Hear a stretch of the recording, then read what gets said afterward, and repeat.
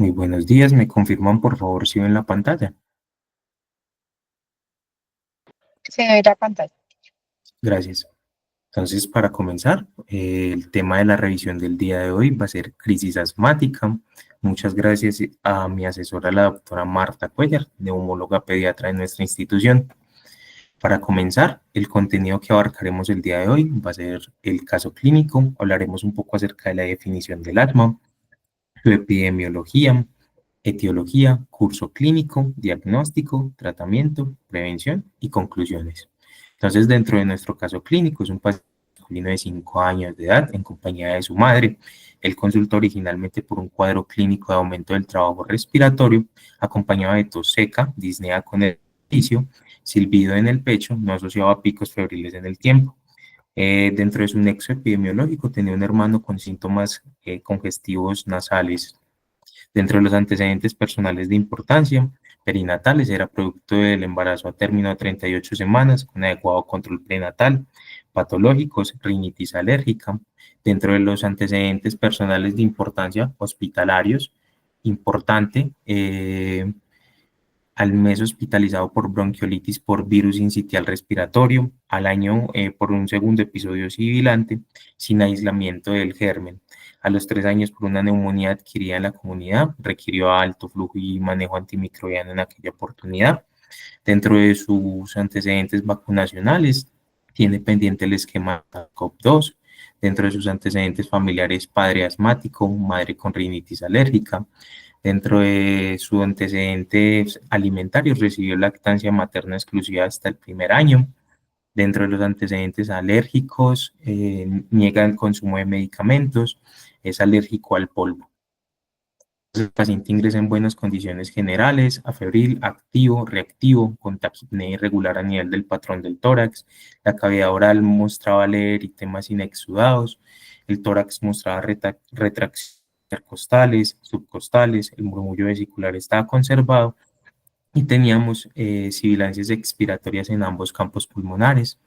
Dentro del abordaje inicial se hizo un diagnóstico clínico de una crisis asmática moderada, se inició oxígeno para saturar mayor a 92%, se inició terapia respiratoria, se inició de manera inmediata el ciclo de rescate con salbutamol, se inició además nebulización con Verodual, 5 gotas cada 4 horas.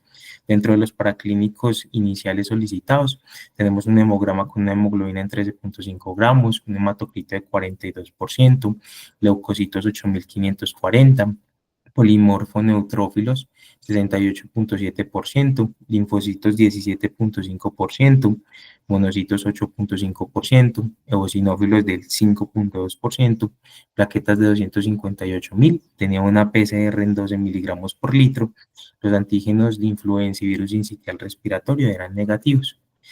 Dentro de la placa se evidenciaba infiltrado pariliar derecho, sin consolidaciones, sin derrame pleural, la tráquea estaba centrada, se evidenciaban bronquios permeables, el índice cardiomediastínico estaba normal, los cilios pulmonares eran bien definidos, los pulmones estaban expandidos, había leve atrapamiento aéreo y no había presencia de nódulos ni masas. Al día 2, nuestro paciente se encuentra febril, con mejoría del patrón respiratorio, sin presencia de tirajes, la saturación limítrofe pesa a nivel en la noche, aún con oxígeno suplementario a bajo flujo. Al día 3, pues tolera el desmonte de oxígeno, hay una mejoría del patrón respiratorio, con presencia de sibilancias escasas expiratorias, se inicia el desmonte de oxígeno y dado los paraclínicos sin alteraciones, posteriormente se genera el alta. Ahora bien, vamos a hablar un poco acerca del enfoque de la crisis asmática. Para comenzar, tenemos que recordar que la GINA nos define esta como una enfermedad heterogénea caracterizada por una inflamación crónica de las vías respiratorias. Se va a manifestar adicionalmente con síntomas respiratorios recurrentes como las sibilancias, la disnea, la presión torácica y la tos. Dentro de la epidemiología, tenemos que recordar que esta es una de las enfermedades crónicas más prevalentes en la infancia. Representa un 1 o un 18% de la población, afecta a 1 en 12 niños de 0 a 17 años, 1 a 3 de las principales causas de hospitalización en niños, el 80% de su inicio de su enfermedad es antes de los 6 años de edad. La OMS en el año 2022 nos da cifras de que hay una afectación en el mundo de 300 millones de personas con asma y esta es una patología que genera muertes, 417.918 muertes. Dentro de la epidemiología, entonces este es un artículo que es el estudio ISAC. Este fue un proyecto mundial de investigación sobre la prevalencia y los factores de riesgo asociados al asma y las enfermedades alérgicas. Entonces, este fue un proyecto que surgió en Europa, en Nueva Zelanda y Alemania. Y a este se unieron múltiples países en todo el mundo, se realizó en diferentes tipos de fase. En la fase 1 se buscaba mirar la prevalencia de lo que era el asma, el eczema, la rinitis. En la fase 2 se buscó identificar lo que fueron los factores de riesgo relacionados con el asma y en la fase 3 se volvió a indicar, entonces se volvió a iniciar la prevalencia del asma, se vuelve a iniciar el estudio buscando lo que era el comportamiento y la prevalencia de estas enfermedades alérgicas. ¿Qué se evidenció? Que había una afectación para América Latina entre un 8 y un 30%. Ahora bien, en Colombia, este es el último artículo que nos habla como de la distribución de la prevalencia del asma en Colombia. Este es un artículo que se realizó en la población colombiana, en todas las edades, buscaba evaluar lo que era la prevalencia del asma. Este fue un estudio retrospectivo, observacional, que a partir de los códigos diagnósticos para asma en el CIE-10, en un periodo comprendido entre el año 2015 y 2019, buscó cuál era la prevalencia del asma. Algo que no contó este estudio fue que en el periodo 2020 y 2021, por el efecto COVID, pues no se realizó el registro de esta. Ellos lo que hicieron fue un análisis de estos datos y registros clínicos en diferentes hospitales en Colombia y lo que evidenciaron, querían buscar la prevalencia en los departamentos de asma y estas enfermedades alérgicas. Entonces ellos determinaron la distribución geográfica y la prevalencia del asma en Colombia. ¿Qué evidenciaron ellos? Que los departamentos de Antioquia, Atlántico, Bolívar, Santander, Valle del Cauca eran los de mayor prevalencia y los que más notificaban casos y en los cuales más se diagnosticaba asma. En este estudio se evidenció que la población pediátrica menor de 11 años representaba 45.4%, los adolescentes de 12 a 17 años representaban el 7.5% y en general era mucho más prevalente el asma en la población pediátrica que en la población de adultos. Ahora bien, vamos a hablar de los factores de riesgo. Dentro de los factores de riesgo tenemos los antecedentes o factores de riesgo perinatales. Dentro de estos que aumentan el riesgo tenemos la preeclampsia, la prematuridad, la cesárea, la ictericia neonatal, el tabaquismo materno. Dentro de los factores protectores perinatales se encuentra la lactancia, la edad de la madre, dieta de la madre y los suplementos de la vitamina D.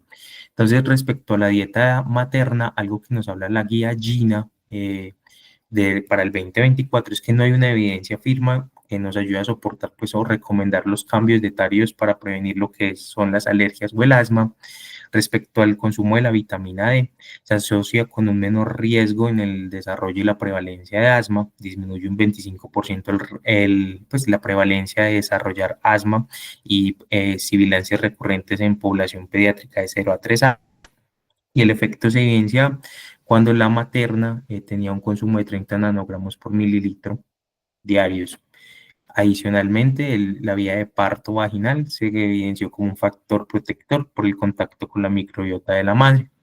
Dentro de los antecedentes ambientales, nos hablaban de los factores de riesgo como la exposición al tabaco, a la contaminación ambiental, y era muy debatido en el estudio, todavía sigue siendo muy debatido en la guía GINA para 2024, los aeroalergenos y las infecciones respiratorias, ya que nos hablan de que hay estudios en los cuales los alergenos de las mascotas nos generan controversia.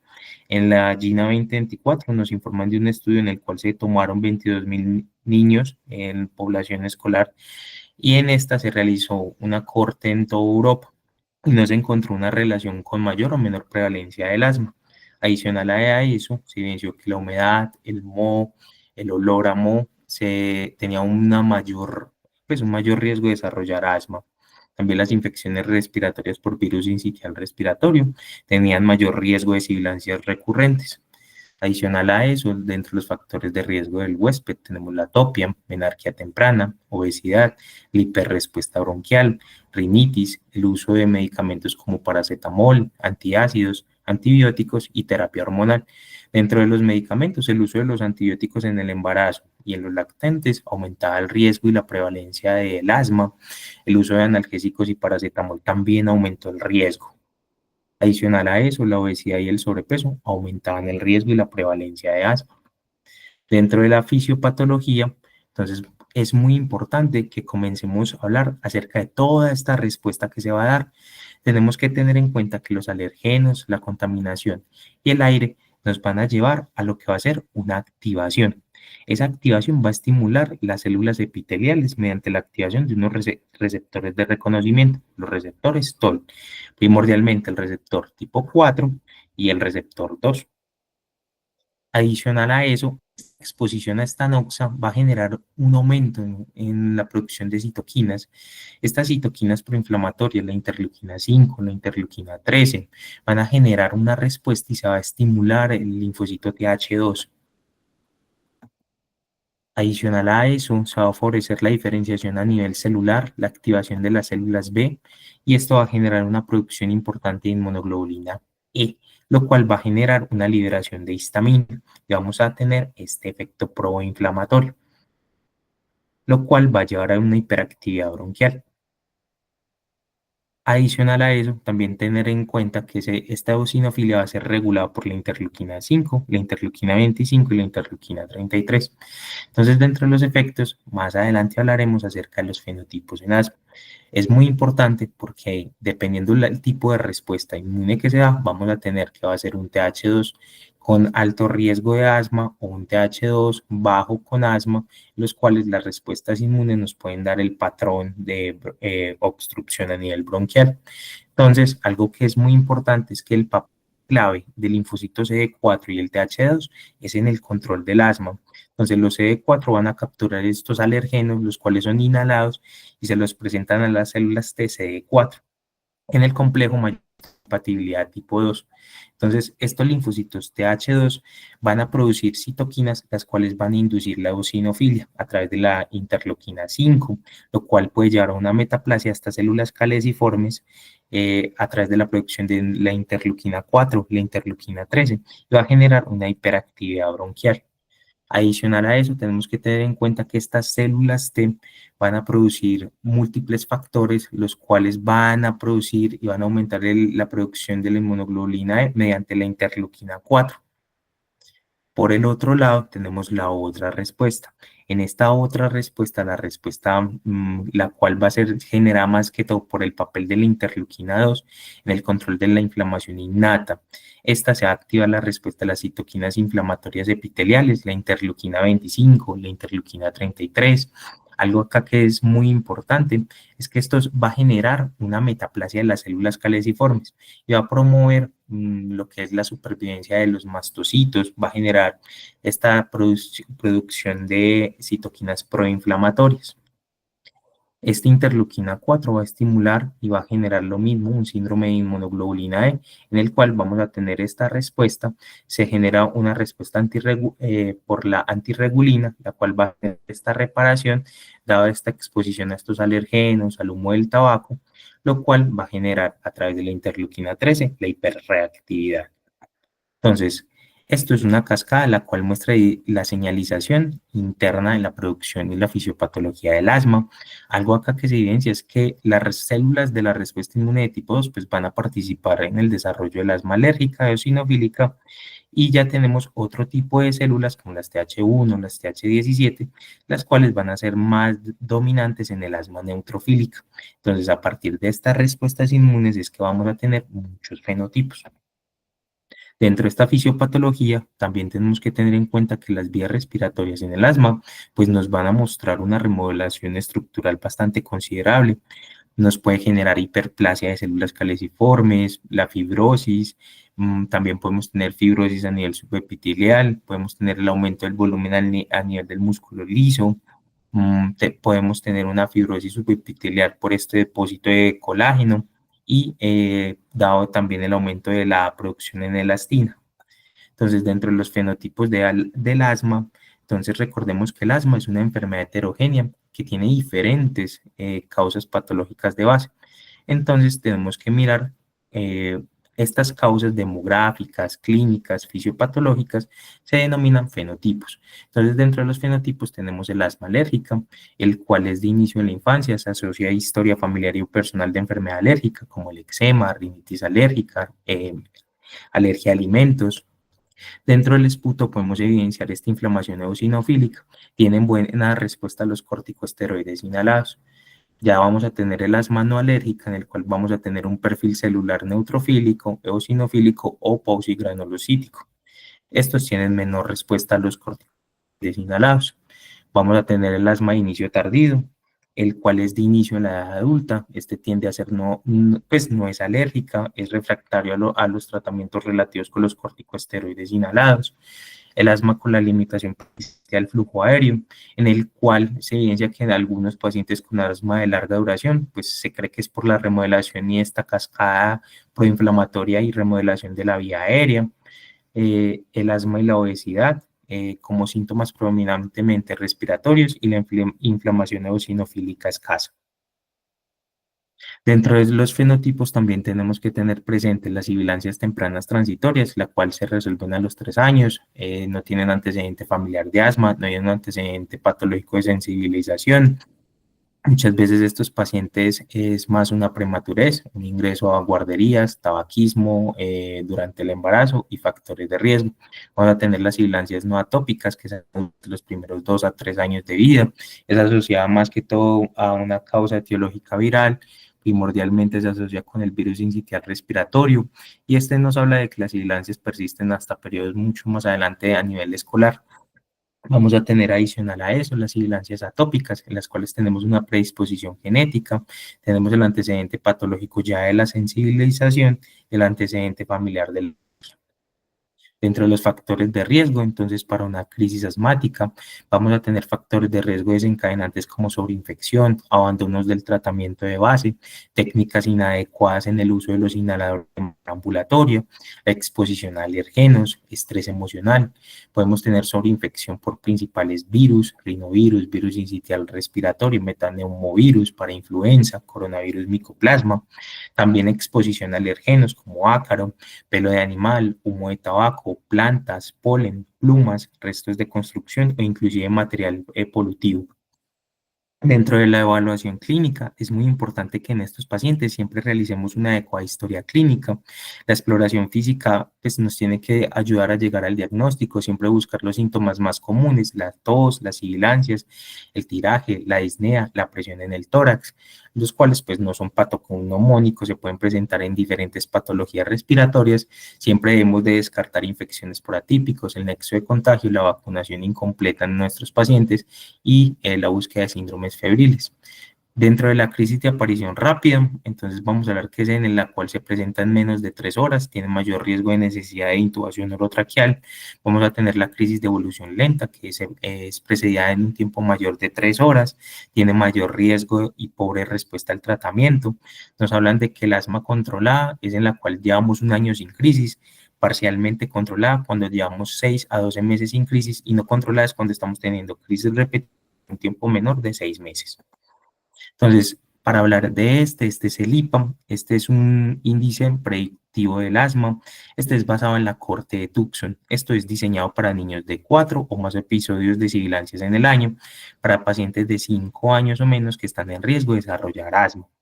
Entonces, el IPA positivo tiene pues 4 a 10 veces más chances de desarrollar asma en las edades entre 6 a 13 años, mientras que ya se cambió, se realizó una modificación de estos criterios, ya se agrega la sensibilización al aeroalergeno como un criterio mayor, a las comidas como un criterio menor y pues quita lo que era la rinitis alérgica como un criterio menor. Ya esto se ha validado y muestra pues un valor predictivo positivo alto. Dentro de la función pulmonar, entonces tenemos que tener en cuenta que siempre se debe documentar lo que es la variabilidad. Esta es, pues, dependiendo de lo que es la función pulmonar. A mayor variabilidad es mucho más fácil realizar el diagnóstico. La espirometría se recomienda en pacientes mayores de 6 a 7 años, dado la capacidad de flujo expiratorio que ellos tienen con el aire. Lo que se evidencia con ellos es un patrón, un volumen expirado forzado en un segundo sobre esta relación de la capacidad vital funcional disminuida que muestra una reversibilidad postbroncodilatador, la cual es mayor del 12%. Algo que es muy importante es que se realizan múltiples test. Estos test pues, son para los pacientes mucho pues, mayores, de 6 años para adelante. Algo que muestra esto es que pueden mostrar una variación bastante excesiva de lo que es la función pulmonar. Inclusive ellos pueden tener pruebas con broncodilatador con bastante respuesta. Y lo que nos dice Gina para 2024 es que es mucho más específico el volumen expirado forzado que el PIB. Entonces, por la incapacidad del paciente de 5 años, pues para realizar estas maniobras expiratorias, entonces estos test de provocación, estos test fisiológicos, pues no van a tener un rol importante todavía pues, en el diagnóstico del asma. Entonces, en ellos va a estar indicado otras pruebas. Entonces, en estos pacientes va a estar indicado lo que es la oscilometría de impulso, en la cual es también la resistencias de oclusión o los RAINS, los cuales son análisis de la curva de flujo, miran el volumen a volumen corriente o la medida de las resistencias por la pletismografía. Esas son técnicas que son ajustadas y lo que miden son los ratios de onda. En los menores de 2 años es la más utilizada, dado su compresión rápida toracoabdominal. Este es un esquema al cual nos presenta Gina, en el cual podemos confirmar lo que es el diagnóstico de asma. Otras pruebas que podemos realizar, tenemos que tener en cuenta que estas nos permiten valorar lo que es la hiperactividad bronquial. Los agentes más utilizados son la metacolina, la histamina, el ejercicio, la hiperventilación, estos pacientes con manitol inhalado. Muchos de estos pacientes también tenemos que tener presente que a estos agentes pueden ser alérgicos, son sensibles, pero tienen una especificidad bastante limitada. Algo que es importante es que esto se realiza es cuando existen dudas diagnósticas. Estas pruebas pueden provocar bastante, digamos, especial interés en la población, pero también pueden generar bastante estrés. Entonces, son más fáciles de producir, se pueden realizar mucho más adecuada y tienen una especificidad bastante alta. Dentro del estudio de las alergias, algo que es muy importante es que la finalidad de estos TECs es determinar la sensibilización a los aeroalergenos que van a influir en el desarrollo del fenotipo del asma, sea alérgico que se desencadene por exacerbaciones. Tenemos el PRIC test, que es de bastante elección porque tiene una muy buena sensibilidad, tiene un bajo costo y es bastante rápida. Las pruebas de alergias con la inmunoglobulina E, pues no es superior, son mucho más costosas que el PRINT test, tienen mucha mayor sensibilidad, pero pueden preferirse en estos pacientes en los cuales pues no tenemos una cooperación, los pacientes que tienen patologías en piel o alto riesgo de anafilaxia y se realiza independientemente de la edad. Este es el cuadro que nos muestra pues los principales aeroalergenos empleados en estas pruebas cutáneas de punción o el PRIC. Ahora bien, dependiendo de la exposición a estos aeroalérgenos, esto pues nos puede desencadenar esta respuesta bronquial. Sí, pues tenemos una sospecha de asma alérgica. Si no tenemos esta respuesta, consideraríamos que es otro tipo de asma de tipo no alérgico. Entonces debemos de continuar pues nuestro estudio de alergias. Si es positivo pues y tenemos una concordancia con la historia clínica, tenemos un asma de características alérgicas. Si no, es un asma no alérgica y tenemos que buscar otro factor de riesgo o realizar una sensibilización valorando lo que es la historia clínica de nuestro paciente. Dentro de los diagnósticos diferenciales en nuestro paciente, siempre debemos de sospechar fibrosis quística, bronquiectasias, discinesia ciliar, enfermedad crónica pulmonar del prematuro, aspiración crónica, trastornos deglutivos, disfagia, aspiración de cuerpo extraño, reflujo gastroesofágico, anomalías de la vía aérea, tos psicógena, disfunción respiratoria, tuberculosis pulmonar, cardiopatías congénitas, enfermedad intersticial crónica o tumores primarios o secundarios en el tórax o en el cuello. Dentro de los signos de alta letalidad para asma, Vamos a tener el antecedente personal de ingreso hospitalario por asma, en el cual tengamos el antecedente de intubación orotraqueal, que haya requerido ventilación mecánica por asma, uso reciente de medicamentos pues vasopresores, uso frecuente o creciente pues de SABA, el antecedente personal de enfermedad psiquiátrica o problemas psicosociales, el antecedente personal de la alergia alimentaria, la dificultad para hablar, conciencia alterada, estado de choque o una frecuencia respiratoria o taquipnea ajustada para la edad. Entonces, lo que nos dice Gina es que debemos de realizar un enfoque personalizado en el cual siempre debemos de pues, realizar una revisión valorando lo que son los síntomas, las exacerbaciones que está presentando nuestro paciente, cuáles son sus efectos secundarios con el uso de los medicamentos, adicional a eso, cómo es la satisfacción del paciente y, por ejemplo, de los padres con respecto al manejo, si impide muchas de las actividades diarias, tenemos que valorar el diagnóstico, confirmarlo, dar el control de lo que son los síntomas y estos factores de riesgo. Siempre debemos de tratar de mejorar lo que es la función pulmonar en nuestros pacientes, tener en cuenta las comorbilidades y siempre, siempre con ellos, pues promover lo que es la adherencia pues, al manejo conservador. También debemos de ajustar en caso tal, pues, cuando tenemos crisis, siempre valorando lo que son los factores de riesgo, los que son modificables, mirar comorbilidades en nuestro paciente, promover estrategias no farmacológicas, los medicamentos, pues, siempre pues ajustándolos dependiendo de los escalones en el esquema GINA y siempre generando capacitación en habilidades para los padres.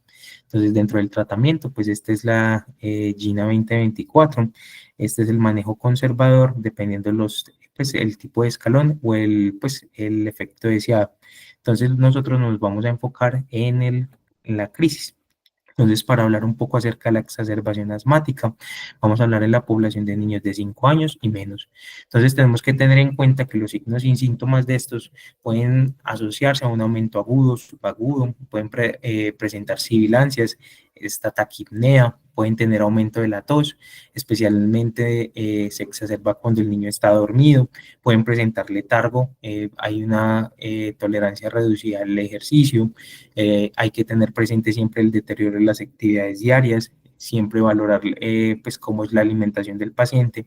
Muchos de estos pacientes tienen mala respuesta a medicación pues previa o a un manejo ambulatorio. Dentro de esto siempre debemos de valorar lo que es el manejo en casa. Con estos pacientes debemos de identificar lo que es la crisis, el uso de SABA de rescate, 2 puff cada 20 minutos, hasta un máximo de 6 dosis en una hora.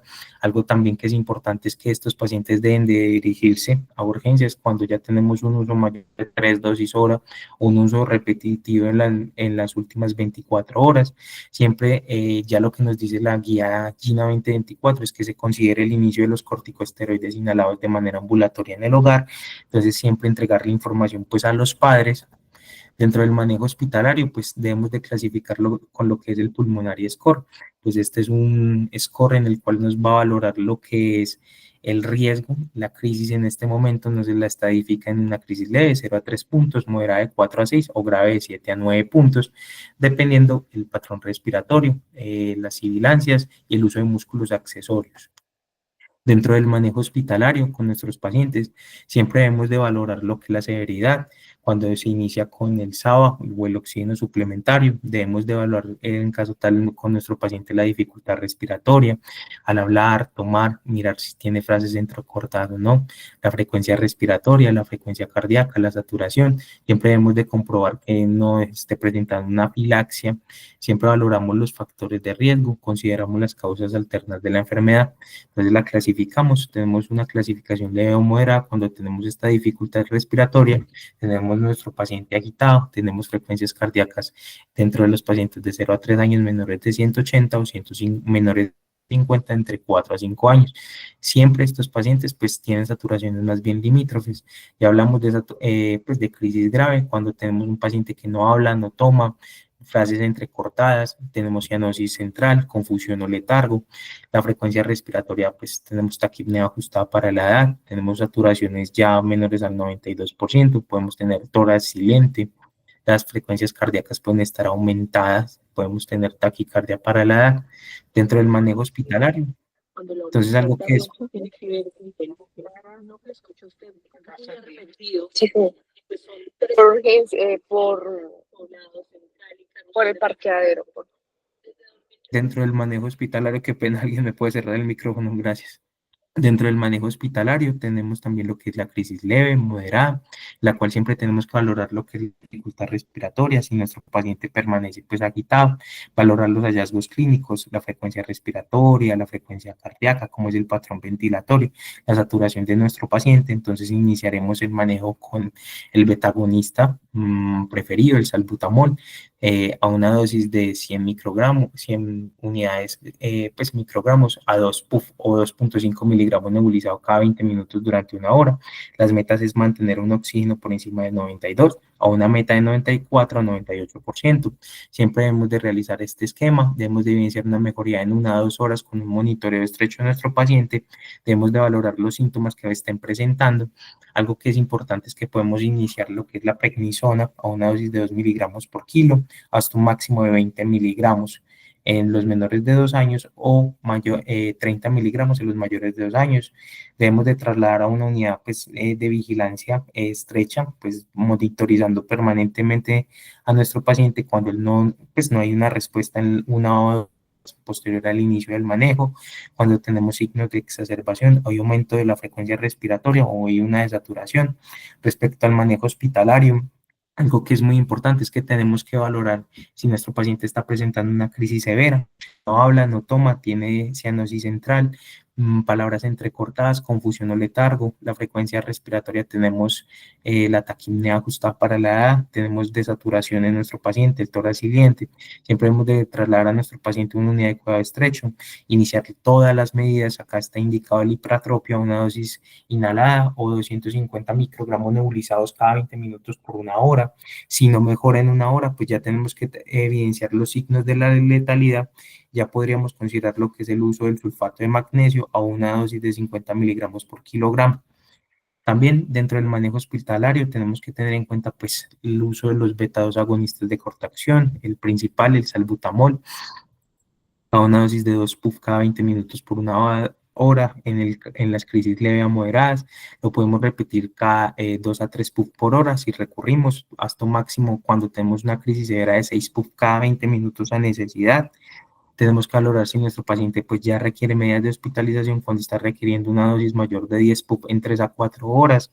Algo que es importante es que es mejor su uso facial en menores de 2 años, podemos usar espaciador oral en los mayores de 2 años y siempre se prefiere el inhalador sobre la nebulización pues, por la distribución de las partículas.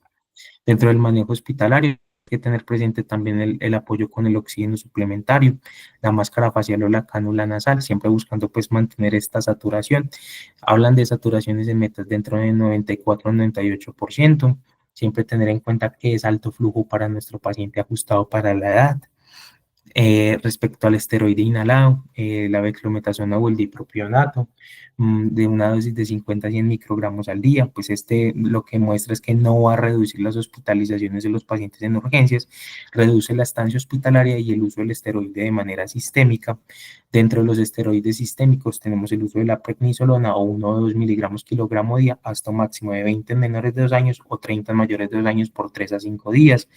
El uso de la metilprednisolona a una dosis de 1 miligramo kilogramo cada 6 horas por cada día. Siempre tenemos que valorar pues si nuestro paciente presenta deterioro tras la primera dosis de rescate del salbutamol o si nuestro paciente presenta una crisis severa. También debemos de monitorizar pues la glucometría en nuestro paciente. Algo también que es dentro del manejo hospitalario en nuestros pacientes con crisis de asma es el bromuro hipratropio. Este está indicado en crisis moderadas a severas como inhalador de 1 a 2 puff cada 20 minutos por 1 hora. También lo podemos iniciar nebulizado a 0.25 miligramos cada 20 minutos por 1 hora. Si hemos de adicionar cuando no hay una respuesta al manejo con el SABA inicial, la nebulización es a 250 microgramos cada 20 minutos solo por 1 hora. Dentro de la indicación con el sulfato de magnesio, entonces, pues no se recomienda su uso rutinario, las exacerbaciones de asma, pero algo que muestra evidencia es que cuando se administra solo una dosis única de 2 gramos durante 20 minutos, reduce las admisiones hospitalarias. Entonces, esto está pues todavía muy debatido. Algo que es muy importante con estos pacientes es que los ensayos que son controlados aleatorizados excluyen los pacientes con asma grave. Entonces, el uso del sulfato de magnesio pues no ha sido tan estudiado en los pacientes que tienen asma grave, pero lo indican en los casos severos. Entonces, su dosis IV, 50 miligramos kilogramos, hasta un máximo de 2 gramos para 20 minutos durante una hora. Nebulizado puede ser un coayudante en pacientes mayores de 2 años y en menores, pues en los casos de crisis asmáticas en menores de 6 horas, también puede ayudar con una adecuada evolución. Algo que también hay que tener presente con estos pacientes es que en los pacientes con asma grave, pues no se muestra ningún beneficio con la adición del magnesio, pues del sulfato de manera intravenosa o nebulizado en comparación con el placebo. Entonces, dentro de los criterios de revaloración y alta, pues por parte de nuestros pacientes, siempre tenemos que evaluar pues, lo que es la respuesta cada hora. Dentro de los criterios para la alta con nuestro paciente o crisis asmática en el servicio de urgencias, es que tengamos una mejoría del patrón ventilatorio, que se alimente, tenga una vía oral, que tenga claro lo que va a ser el manejo, los padres, el manejo ambulatorio de rescate, también tener el plan de acción en casa, explicarles que pueden presentar crisis a repetición, generar un esquema de rescate, la técnica de inhalación pues adecuada, también cómo se miden pues, los inhaladores para saber si todavía hay presencia del material farmacológico o no tenemos presencia del material. Algo que también es importante, siempre el manejo a la salida, pues con estos pacientes generamos el esquema de rescate, el cual es la necesidad. Podemos indicar el uso de la prednisolona de 3 a 5 días y siempre un seguimiento pues, para los próximos 2 días. Entonces, dentro de la exacerbación asmática en los pacientes de 6 años en adelante, siempre igual, cómo es el tiempo de instauración en estos pacientes, cómo es la severidad de estos síntomas, valorar lo que es la frecuencia respiratoria, los signos de alta letalidad, síntomas de anafilaxia, el manejo ambulatorio en este paciente, si lo está usando o no lo está usando de una manera adecuada. Siempre en el examen físico valoramos lo que son los signos vitales, el nivel de conciencia, el habla, a nivel cardiopulmonar, cómo nos encontramos, si presentamos broncoespasmos, si hay presencia de sibilancias expiratorias o hay sibilancias en toda la audición cuando ocultamos el murmullo vesicular a nivel del tórax. Algo que es importante es que esta patología pues no requiere radiografía ni gases arteriales de manera rutinaria. Siempre debemos de considerar que estos pacientes pues tienen hipercapnia o debemos de considerar que estos pacientes como un diagnóstico diferencial es. Dentro del manejo hospitalario en ellos, pues debemos de valorar lo que es la severidad. Siempre que se inicia lo que es el SABA con el oxígeno suplementario, evaluamos la dificultad respiratoria, las frases o las palabras, lo mismo respiratoria, cardíaca, la saturación, comprobamos que no es una anafilaxia, evaluamos los factores de riesgo, consideramos las causas alternas de la patología, siempre hay que descartar causas infecciosas agregadas, siempre valoramos si es una crisis leve, moderada o una crisis severa, previamente como lo mencionamos, dentro del manejo hospitalario, entonces ya vamos a hablar del asma que amenaza la vida, el cual pueda requerir medidas de aseguramiento pues, de la vía aérea, una unidad de alta complejidad en el cual tengamos un paciente con alteración del estado de conciencia, tenemos inestabilidad hemodinámica o un tórax silente, nos podría dar criterios para una unidad de alta complejidad. Dentro del manejo hospitalario, entonces, de los pacientes que tienen mayores de 6 años, una crisis leve o moderada, en el cual tenemos que habla en frases, no está agitado, tenemos una frecuencia respiratoria menor a 30 respiraciones por minuto, no tenemos retracciones, la frecuencia cardíaca se encuentra entre 100 y 120 latidos por minuto, la saturación es limítrofe, pero no tenemos una desaturación, tenemos la presencia de un broncoespasmo. Algo que podemos considerar en ellos es el uso de oxígeno en caso tal de que nuestro paciente esté pues, desaturado, el uso del SABA, la prednisolona de manera oral y podríamos indicar el broncoipratropio. Dentro del manejo hospitalario, entonces, en la crisis severa, siempre tener en nuestro paciente, pues, en la crisis severa, acude, pues, con esta posición de trípode, ya es un paciente agitado, tenemos las retracciones, el aumento del trabajo respiratorio, tenemos la taquicardia, la taquipnea ajustada para la edad, nuestro paciente se encuentra desaturado, ya en este paciente ya deberíamos de considerar el uso de otras medidas, un esquema mucho más agresivo desde el ingreso, y siempre tener en cuenta las causas de asma que amenazan la vida, que son la alteración del estado de conciencia, la inestabilidad y el tórax silente. Dentro de la valoración, entonces en estos pacientes siempre realizar el pulmonary score, siempre valorando pues si es una crisis leve, moderada o grave. Esto nos puede indicar el inicio de manera inmediata del beta 2 agonista. Dentro del manejo hospitalario, entonces el beta-2 agonista de corta acción, como lo habíamos mencionado previamente, el uso del salbutamol, este nos puede mostrar una adecuada respuesta en estos pacientes de los cuales tienen este flujo expiratorio mayor del 60-80%. Lo debemos de usar con espaciador de tiempo, tener en cuenta sus efectos secundarios, ya que actúa sobre estos receptores beta. Dentro del manejo hospitalario también con estos esteroides sistémicos, tenemos que tener en cuenta el uso de la prednisolona, metilprednisolona, la hidrocortisona, a las dosis que se evidencian en la pantalla.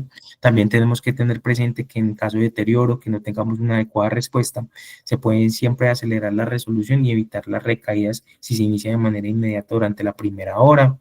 Algo que es muy importante es que no se recomienda administrarlos en los casos leves. Dentro del bromuro y pratropium, ya va, este está indicado de crisis moderadas a severas, una dosis de 0.5 miligramos dosis cada 8 horas en mayores de 6 años. Siempre se debe realizar en combinación con el SABA. En los niños en urgencias pues reduce la necesidad de hospitalización, pero en los hospitalizados no reduce la estancia hospitalaria, o sea, su uso es de manera en urgencias, muestra una evidencia estadísticamente significativa. Y ya para el uso del sulfato de magnesio, algo que es muy importante con esta es que en crisis fatal, su dosis se recomienda 50 miligramos por kilogramo, mejora los parámetros, reduce las tasas de hospitalización cuando se inician de manera inmediata, cuando tenemos crisis graves, pero no muestran diferencia estadísticamente significativa con el paciente que se encuentra hospitalizado y se le realiza de manera hospitalaria.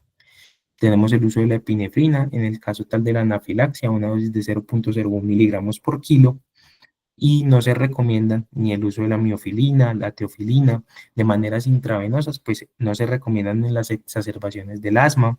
Lo que Gina nos dice es que no muestran perfil de eficacia, no tienen seguridad, no tienen mayor efectividad que los ABA. Algo que es muy importante es que pues el helio pues, se compara con el oxígeno, pero no tiene ningún papel en la atención de rutina. Algo que es importante es que los antileucotriénicos, estos medicamentos, pues todavía hay pruebas muy limitadas que respalden esta función. Dentro del uso de los antibióticos, pues no están recomendados de manera pues profiláctica. La evidencia pues no respalda su uso rutinario. Algo que es importante con ellos es que inclusive pues no se asocia con aumento de estancia hospitalaria, solo están indicados en los pacientes en los cuales tienen pues una sobreinfección. Ya entre los criterios de ventilación mecánica no invasiva, pues estos pacientes pues que no tengan evidencia clara, pues cuando el resto del manejo falla, pero no hay unos signos de falla inminente, la intubación orotraqueal va a estar indicada en el paciente que tiene una falla respiratoria, esta falla ventilatoria o un nivel de conciencia alterado. Dentro de estos, pues se recomienda más el uso de la ketamina y los bloqueantes neuromusculares. Y dentro de los criterios a UCI vamos a tener los signos de falla respiratoria, signos de cor pulmonar agudo, que tengamos inestabilidad hemodinámica, la hipercapnia, un estado de acidosis metabólica o mixta, cuando tenemos barotraumas o neumopatías, el estado de conciencia alterado. Ya para la valoración de estos pacientes y el alta, siempre pues valorar estos pacientes cada hora. Importante en ellos, siempre deben de cumplir los criterios para el alta, un desmonte de oxígeno, que se tolere, pues que hayan mejorado todo lo que era el trabajo respiratorio, que mejoren los síntomas, que ya no requiera en este momento el uso del SABA, del salbutamol, siempre que mejore la, pues, la saturación ambiente y que siempre se entregue adecuada educación en el hogar. Importante con ello siempre generar lo que es el manejo de salida, con el manejo de rescate, el manejo de control. Se les indica igualmente la prednisolona de 3 a 5 días. Se realiza seguimiento durante 2 a 7 días de manera ambulatoria. Muchas gracias. Gracias, Miguel. Eh, bueno, primero, ¿hay alguna duda o pregunta? No veo como manos levantadas. ¿Tú ves alguna mano levantada? No, por ahora, bien, yo me fijo acá. Bueno, Buenas. dime. Es una mano levantada.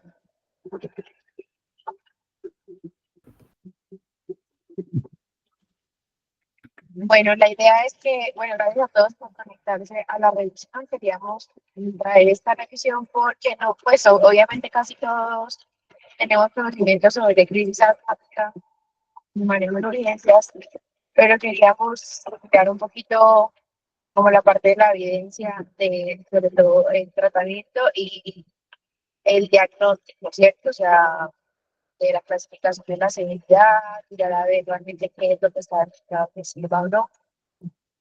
Eh, no, gracias a todos por conectarse. Aquí quiero que estoy pregunta, agradecerte pues a ti, a Miguel por revisar el tema y espero que tengan feliz día. Jerónimo, levantaste la mano, claro. Adelante. Hola Doc, yo tengo una pregunta con respecto a lo del sulfato que presentó Miguel. Em, pues de pronto qué evidencia se encontró acerca de eso del sulfato, o de pronto que, porque usualmente Gina 2024 nos dice que el sulfato de magnesio prácticamente no se ha demostrado pues que tenga una disminución en los ingresos a UCI o como un cambio tan fuerte a favor para empezar a utilizarla. E incluso pues dentro de lo que yo de pronto había visto, había leído previamente para los seminarios, em, con el manejo del sulfato, incluso a los pacientes ingresaban más a la unidad de cuidados intensivos. Gracias, Jerónimo. Miguel, ¿qué tienes para decir? Es importante es que, pues, lo que nos dice GINA 2024 es que está indicada es en casos graves. O sea, solo lo indica en casos graves, pero en el caso pues, leve no muestra una mejoría del cuadro clínico porque te lo demostraría pues, inicial con el manejo con el SABA y los corticosteroides sistémicos. Sí, te respondieron la pregunta, o sea, Jerónimo. Porque Mm, mm, Jero lo que dice, o sea, bueno, a ver, realmente la evidencia del sulfato de magnesio cada vez está más discutida, por eso digamos que cada vez la utilizamos menos, como dice Jerónimo, realmente es ya casi que una medida que no utilizamos casi, por lo que dice que casi siempre se está, o sea, actualmente está estudiando mucho más la evidencia del sulfato de magnesio y no se utilizan dosis repetidas, que es como lo que más tiene evidencia en contra, porque antes se intentaba utilizar, se utilizaba muchas dosis de sulfato de magnesio en una medida esperada para el paciente evolucionara mejor, pero cada vez se tiene más evidencia de que las dosis repetidas de sulfato de magnesio, por las implicaciones que tienen, en alteraciones electrolíticas, en fin, puede no solamente de crisis asmática, sino todo, porque es un medicamento que igual tiene sus efectos adversos, puede, como dice Jero, llevar a que ingresen más a la unidad de cuidados intensivos porque pues, se utiliza de una forma que no se debe de utilizar, ¿cierto? Cada vez es mucho más discutido utilizarlo, uno lo utiliza realmente teniendo en cuenta las limitancias que existen en la evidencia ahora, pero la mayor evidencia se presenta en lo que tú dices de ingresos a unidades y eso es con dosis repetidas. Por eso lo que se tiene hasta ahora es ser muy cauto en el uso del sulfato de magnesio precisamente por la evidencia y si se va a utilizar, usted utiliza una dosis única eh, y si el paciente ve que sigue con trabajo respiratorio, todo, se debe de utilizar o se debe apoyar de otros dispositivos. Eh, que ahí también venía pues como una parte mía de una observación o de pregunta pues hacia Miguel y es el uso de dispositivos de alto tipo, por ejemplo, en asma, no sé si en crisis asmática, no sé si encontraste algo de evidencia de uso de cánulas de nasalidad en asma o no encontraste nada de eso, porque eso realmente es a lo que en el servicio de urgencias queremos tener muy claro de cuáles son las medidas iniciales de que tenemos que realizar y cuándo decir definitivamente este paciente no, no me va a salir con esto, tengo que utilizar un dispositivo o una cámara nasal de alto flujo o qué dispositivo de los que tenemos eh, como disponibles te parece, o sea, buscaste que tenían más evidencia. o de eso no buscaste o no encontraste nada. Doc, pues respecto a los sistemas de alto flujo, pues normalmente se reservaban pues para los casos moderados a graves, pero lo que nos dice pues que no es una recomendación de primera línea por la GINA 2024. Entonces, que se recomienda más es el uso de oxígeno pues suplementario de manera convencional, pues en compañía de los agonistas, pues los beta-2 inhalados con el sulfato, que la evidencia pues todavía pues muestra que los dispositivos de alto flujo pues pueden mejorar lo que es la comodidad del paciente, pueden disminuir lo que es el trabajo respiratorio, ayudan pues con lo que es el espacio muerto, pero el beneficio en asma aguda pues todavía no está muy bien establecido, la evidencia todavía pues es bastante limitada y es muy heterogénea dentro de los estudios. Hay estudios que lo recomiendan en crisis moderadas graves, pero hay otros estudios que no muestran diferencias estadísticamente significativas.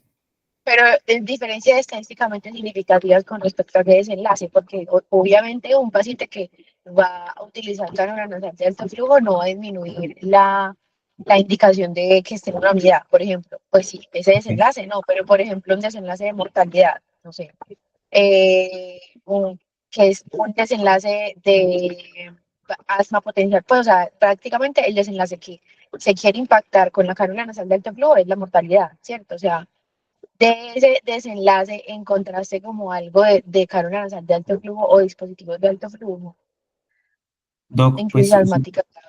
eso es como lo que tenía, la verdad. Ok, listo. Bueno. Bueno, no, ¿alguna otra persona tiene alguna pregunta? Listo. Bueno, no, mil gracias a todos por conectarse. Esperamos que tengan feliz día y los esperamos para otras revisiones. Chao. Hasta luego, muchas gracias. Con este damos por terminado entonces el summer.